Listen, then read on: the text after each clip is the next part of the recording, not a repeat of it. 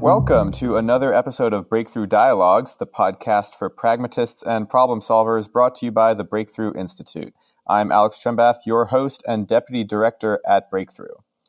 For this episode, I talked to Todd Moss. Todd is a friend and longtime colleague. He used to be at the World Bank and at the State Department, and a longtime senior fellow at the Center for Global Development, and more recently founded the Energy for Growth Hub.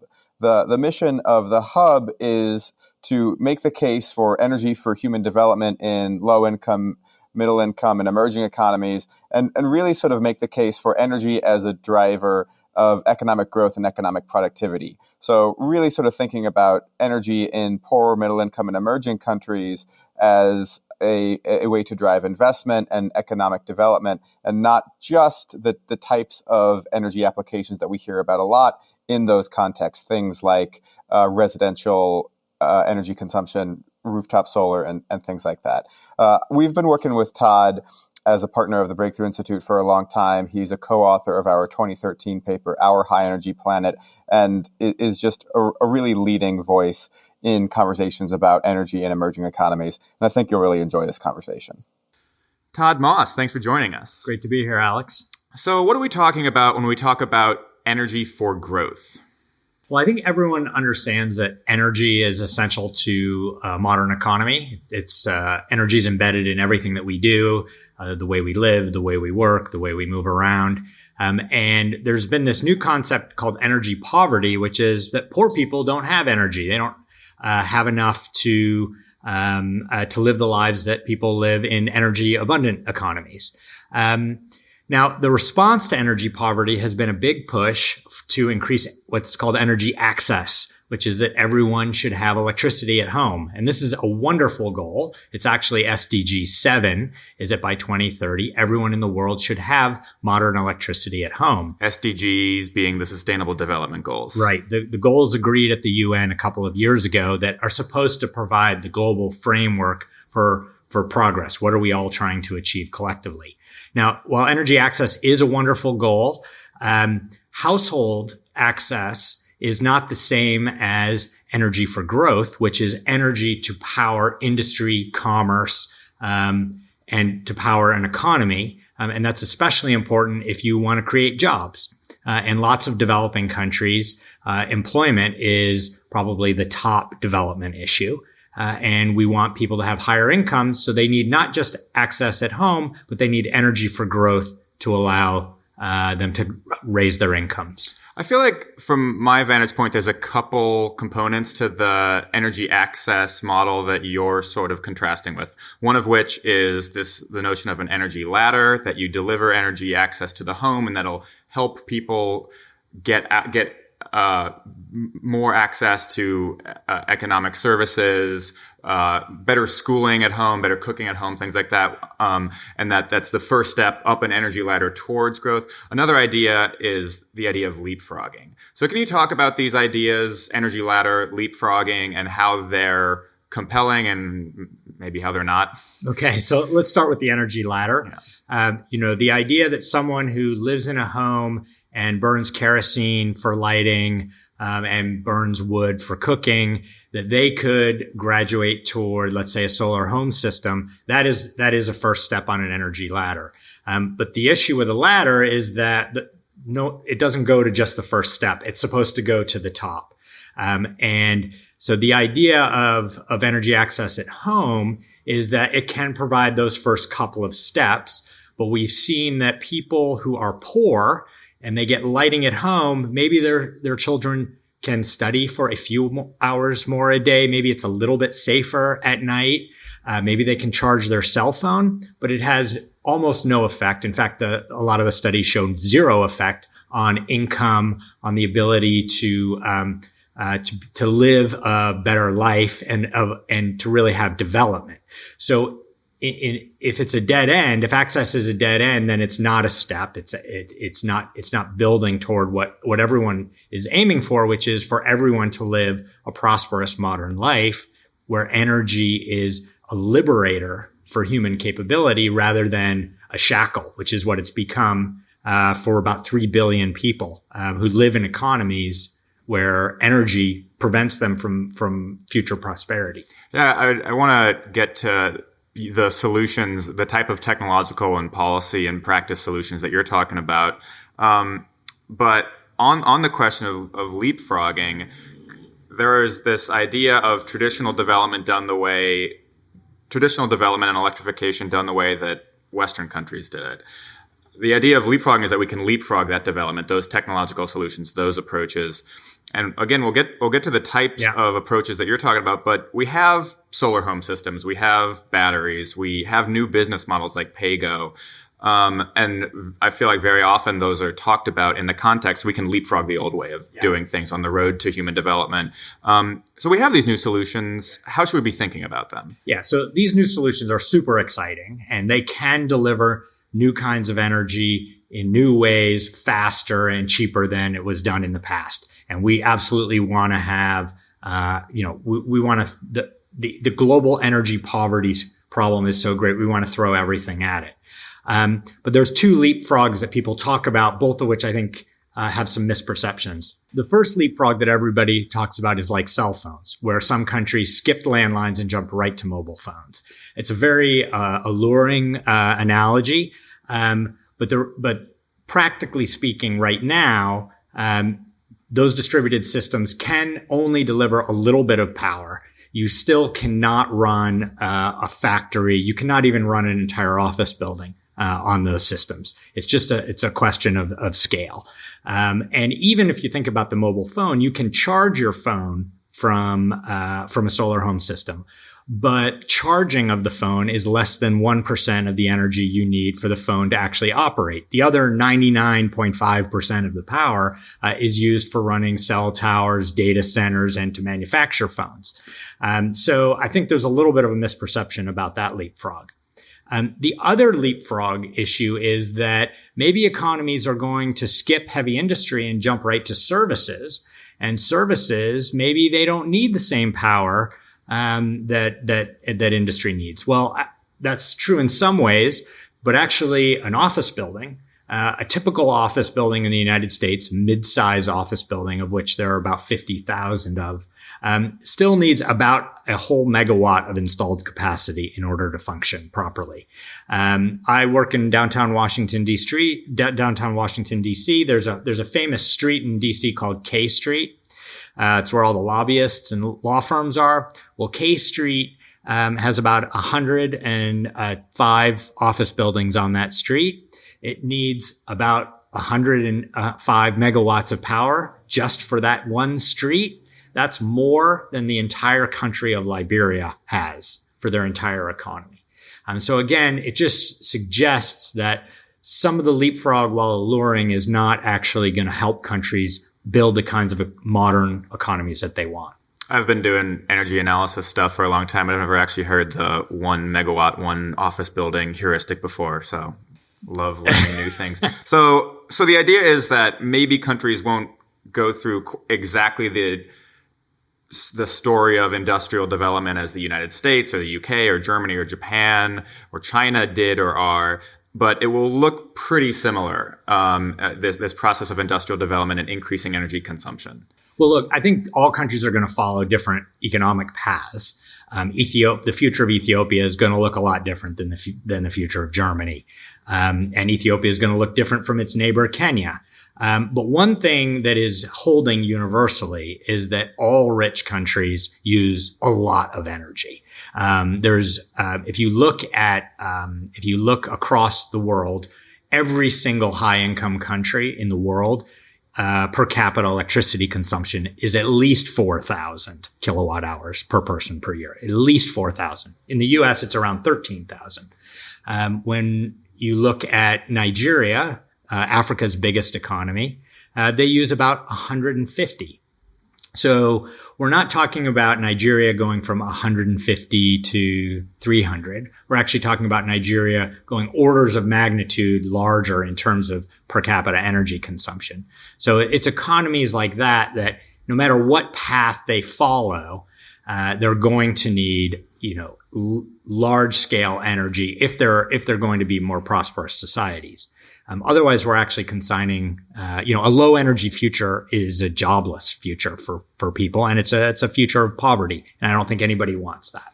So if solar home systems, off-grid solutions are one approach to the energy poverty question out there in the world today, what are you doing? What is the approach of the Energy for Growth Hub? Yeah. So, look, there's a lot of excitement and activity in the off-grid space, and a lot of people trying to figure out the best way to connect homes as quickly and efficiently as possible. And we're big supporters of that.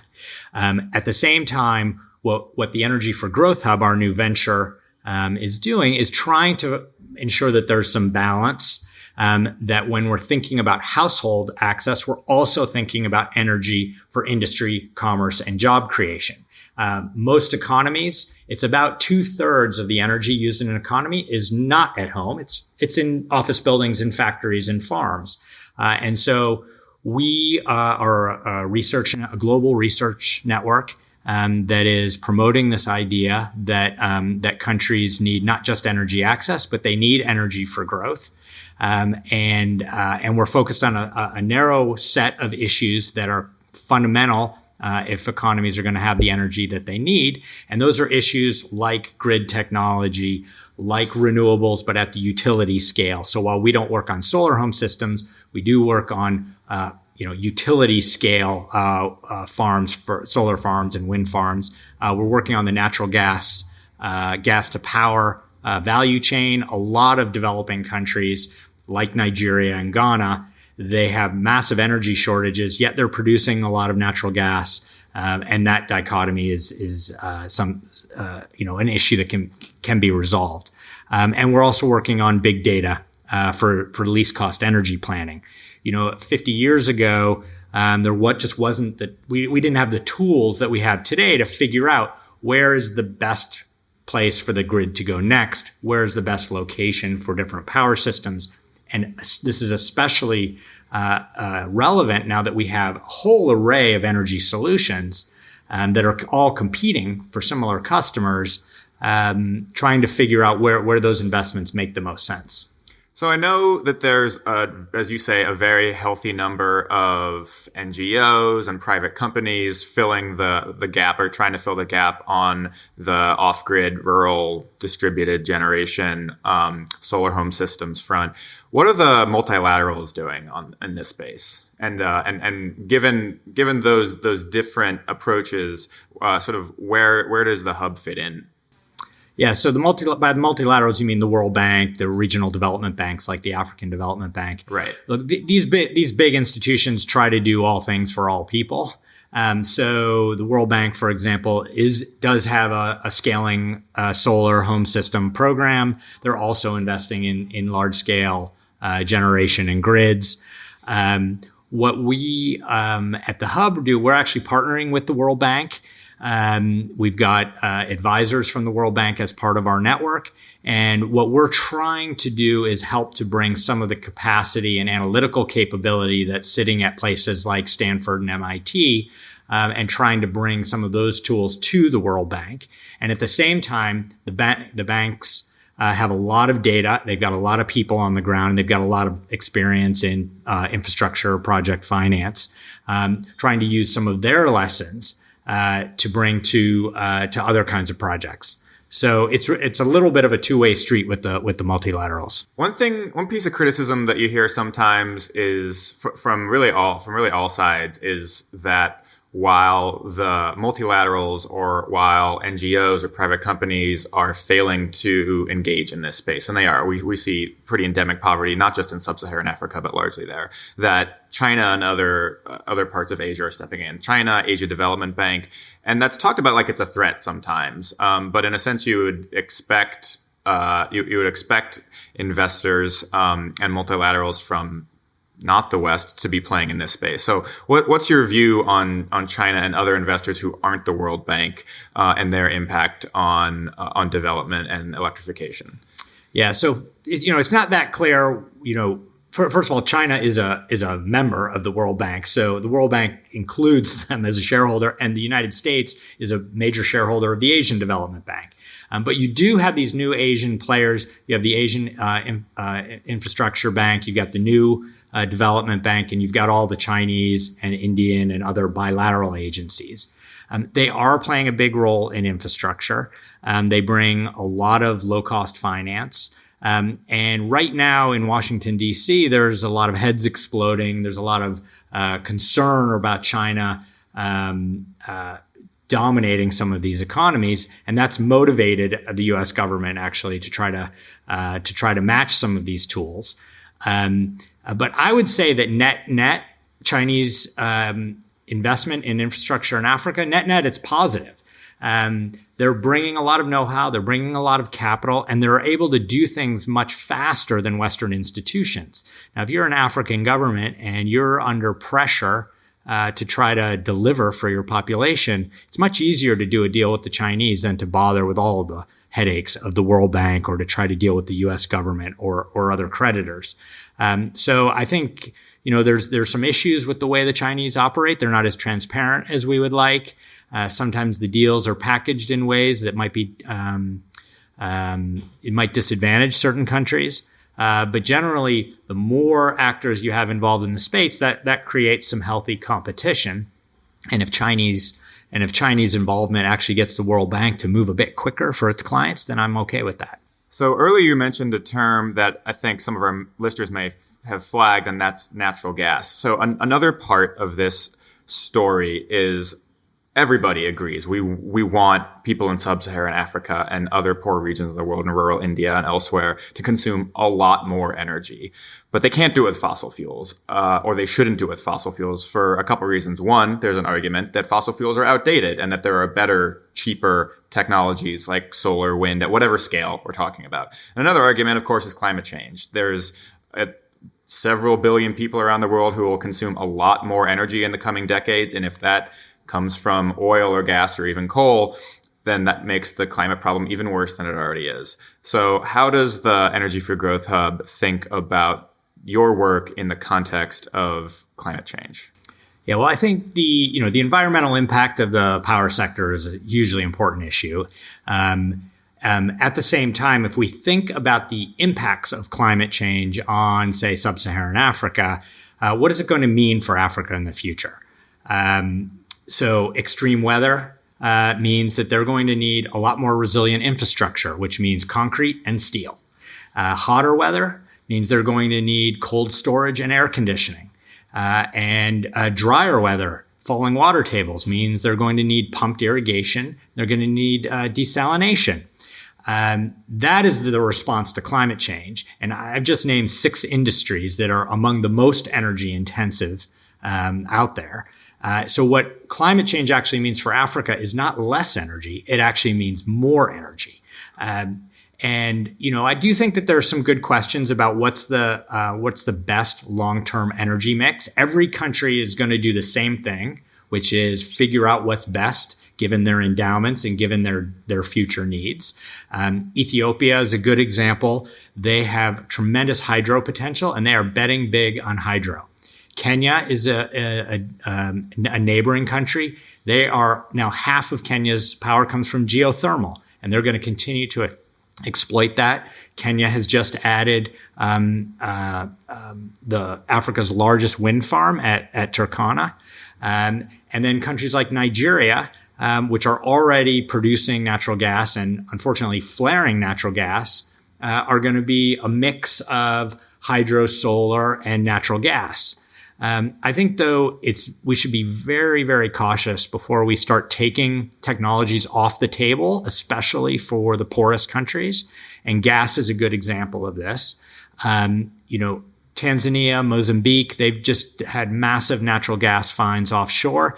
Those resources, certainly in Mozambique, will be developed. They're being developed by European companies, and that gas will either be entirely exported to Asia or a small amount of it will be kept at home to produce electricity.